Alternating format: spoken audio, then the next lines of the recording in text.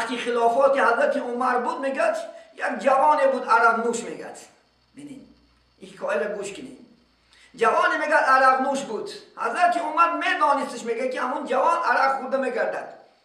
لکن اون جوان همیشه از ترس حضرت عمر در گریز بود. همیشه گریخته میگشت میگد. روز یک کوچه روپروش نگید جای گریز نموند. در زیر کش میگد عراق بود. آمده سازاد حضرت عمر گفت زیر کش چی داری؟ از ترس الهی چی گفت میگد خداوندا اگر از همین حضرت عمر من شرمنده نکنی هرگز دیگر عرق نمی نوشم. گفت تکی کشنگی چی است؟ یک بار شیشه رو براورد که سیرکا شده است، اکسوس شده است. بین الله سبحانه گفت چی گفت؟ اگر من نزد عمر شرمنده نکنی خداوندا دیگر همین عراق نمی نوشم. بین الله سبحانه و تعالی بین چقدر مهربان است. برای یک پیش عمر خجالت نشیدنش عرق زیری کشی وی بچی سیرکا مبدل گشت. بینید الله انشاءالله مثل این حکایه ما و شما رو خدا خواهد گناهامون به ثواب تبدیل میتید. گناهامون نیست میکند، ثوابامون زیاده میکند انشاءالله خدا خواهد. الله سبحانه و تعالی مهربان است. میگه به آه بسوزد جهانی گناه، به اشک بشوید درونی سیاه. شاعر میگه به یک آهی که استغفرالله میگویی جهان دنیای گناه رو میسوزی. تمام گناه سوخته میرود مثل که آتش یک جار علا میگیره دوز همه جا میسوزد، همچنان گناه سوخته میرود نیست و نابود شده میرود. به اشک میگه بشوید درونی سیاه. اگه توبه به گریبان آبی دیده که انشاءالله خدا خواهد اشک میشوید شما میکند انشاءالله خدا خواهد گناه های شما را میشوید. آخه در این دنیا گناه ناکرده کی است بگو؟ کی؟ شاعر میگه ناکرده گناه در این جهان کیست بگو؟ آن کس که گناه نکرد چون زیست بگو. میگه دنیا کی بگناه است کنی گو؟ بگناه کی زندگی کرده است؟ بجوز الله همه ما گناهگاریم. من بدکونم و تو نزدی تو باید مکافات دهی. پس فرقی من و تو چیست بگو؟ اما همه قدر بد میکنه بدفعل یک استغفار الله برای شما چی میتن مکافات جنت است در پیش. در این دنیا خوشبختت میگردند، در این دنیا در عمر شما، در رزق شما، در کار شما الله سبحانه و تعالی برکات میدهد.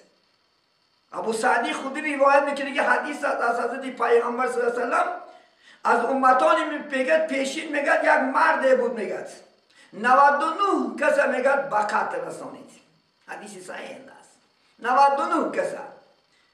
بعد میگه پشیمان شد نزد یک راهب اومد، نزد یک عالم خریستیانی اومد میگه گفت که من 99 آدم کشتم، آیا نجاتی راهی نجاش است؟ من اگر توبه کنم من خدا میبخشه؟ گفت که هرگز نمیبخشد. گفت بادا 100 شود. گفت همون راهب میگه به قتل رسونید 100 تا شد.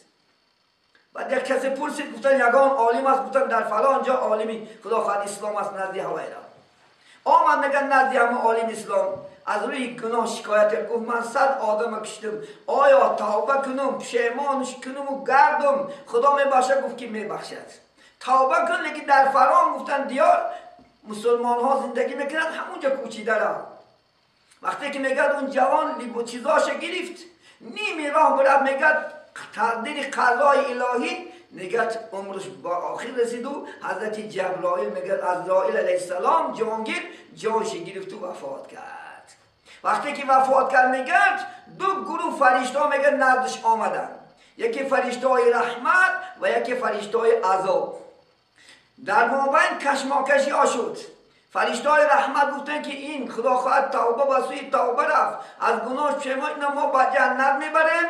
فرشته عذاب میگفت نه این 100 آدم کش باش خیلی جنت میرود، اینا ما به دوزخ میبریم. الله سبحانه و تعالی با قدرش میگه یک فرشته رو به صورت آدم میگه نزد وی گسیل کرد. گفت برو وی را حکم کن. اومد گفت چی گپ است؟ گفتن همین خلاقی 99 100 آدم کشته است باش خیلی جنت میرود. این گفته است که فرشته گفتن آخین توبه به سوی توبه برات صدا به سوی نیکان توبه کرد. نباشم گفتن همین جایی که وفات کرده است این طرفی خدا خواهد یعنی به ایماندار هم کشید، این طرفی ایماندارا هم کشید. اگر کدام طرف نباشد همون طرف حکم میکنیم.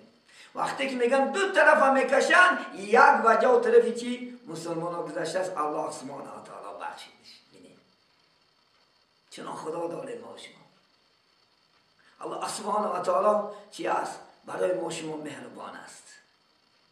دورای پیامبر اسلام در هیکل بگفتگی یک صحابه بسیار زیبا بود. اکثر اوقات حضرت انشاءالله خدا خواهد جبرائیل به صورت همون دهه کلبی نزد پیغمبر خودش پادشاه عرب بود.